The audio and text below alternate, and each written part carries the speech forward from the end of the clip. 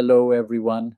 Welcome again to Krisis, Truth in the Philippines, your one stop shop to find all the information you need to educate yourself about the Philippines. Today's video is dedicated to educating foreigners who are presently living abroad and are considering contacting a Filipina or who are already in contact with one in the hope of building a once in a lifetime long distance relationship leading to marriage. The next video will be dealing particularly with Brian Smith, as one of my subscribers mentioned. This video is also for those foreigners who are living abroad, mesmerized by stories of foreigners presently living in the Philippines, and who feel pity and sympathy, deciding to send money to help or assist these Filipino foreigners. If this applies to you, stick around as we're diving into an honest and eye opening discussion. A prologue: Scammers and Irony. Before diving deeper into the topic, let me share some recent news. I was informed that Mr. Joe, one of the foreigner scammers living in the Philippines, has passed away. Similarly, Mark Thornton, another known foreigner scammer, has also passed away.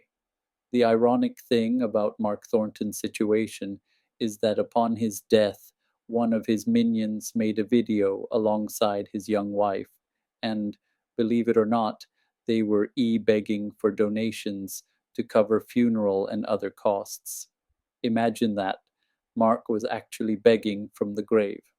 While it's unfortunate that these individuals made such a lasting impression for all the wrong reasons, it serves as a critical reminder to educate ourselves about the dangers of exploitation and manipulation that exist in the Philippines, especially when it comes to relationships. Today's focus: Filipina scammers. What I want to address today is the issue of Filipina scammers in the Philippines who have been manipulating and deceiving unsuspecting foreigners overseas.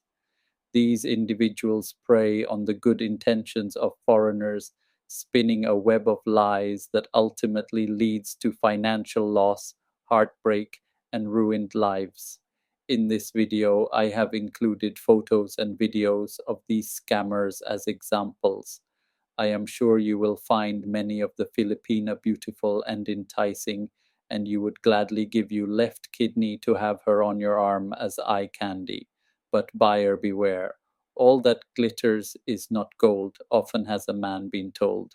Some of these images are graphic, and I apologize in advance, but it's necessary to show you just how far these individuals will go to relieve unsuspecting foreigners of their hard earned money. Some of you may even be corresponding with one of them right now, or you may know someone who is at risk. It's crucial to stay vigilant and to warn your friends about these scams. The heartbreaking reality. Many foreigners have gone to the Philippines, met, and even married these Filipinas. There are countless channels and blogs showcasing foreigners building houses and buying new cars for their young, vivacious partners, believing in a fairy tale romance. Unfortunately, many of these men wake up to a rude awakening. Once their savings are depleted, the Filipina often leaves, moving on to her next target. There are countless heartbreaking stories of foreigners who've lost everything: their money, dignity, and in some cases, even their homes, to these women. The truth is harsh but necessary. Not every Filipina who shows interest in a foreigner has good intentions. Similarities to Nigerian romance scammers. This phenomenon is eerily similar to the Nigerian romance scams that many are familiar with. Both types of scammers target lonely individuals, creating fake relationships to manipulate their emotions and gain their trust. Here are some common tactics: love bombing. Scammers shower their victims with affection and romantic promises early in the relationship to build a false sense of security. Sob stories.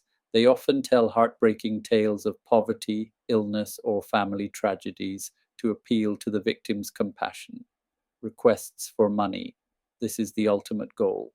They may ask for money to pay for hospital bills, school fees, or even travel expenses to meet the foreigner in person. Fake photos and identities. Scammers may use stolen or edited photos to create an appealing persona online. Emotional manipulation. If the victim becomes suspicious, the scammer will often resort to guilt tripping or creating a crisis to keep them hooked. Examples of Filipina scammers. Let's take a look at a few examples. Example 1. A foreigner named John met a Filipina online who claimed to be struggling to support her younger siblings. Over the course of a year, John sent her thousands of dollars, believing he was helping her family. When he finally visited the Philippines, he discovered she was living with another foreigner and had been scamming multiple men simultaneously. Example 2. A Filipina in her 20s married a foreigner in his 60s. He bought her a house and a car, thinking they would build a life together. Within a year, she had drained his bank account and filed for annulment, leaving him penniless and heartbroken. Example 3. A Filipina claimed she needed money to open a small business. A generous foreigner sent her enough money to start a shop, only to find out later that no shop ever existed. The woman had used the money to finance a luxurious lifestyle.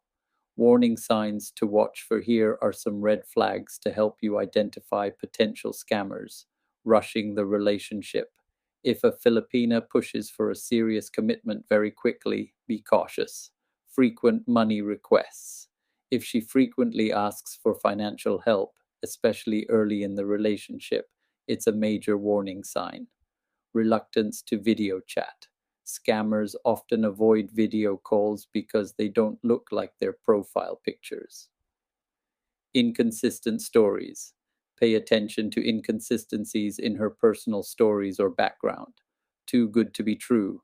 If she seems too perfect and her interest in you feels unnatural, trust your instincts. Advice for avoiding scams. To protect yourself, follow these tips. Do your research. Learn as much as you can about the person you're communicating with. Use reverse image searches to verify photos. Take it slow, build the relationship gradually, and don't rush into making financial commitments. Set boundaries. Be clear that you won't send money, especially early in the relationship. Meet in person. If possible, visit the Philippines to meet her in person. Pay attention to her behavior and how she interacts with others. Involve friends or family. Seek advice from trusted friends or family members who can offer an objective perspective. Trust your gut. If something feels off, it probably is. Don't ignore red flags. Final thoughts. The Philippines is a beautiful country with many wonderful, genuine people.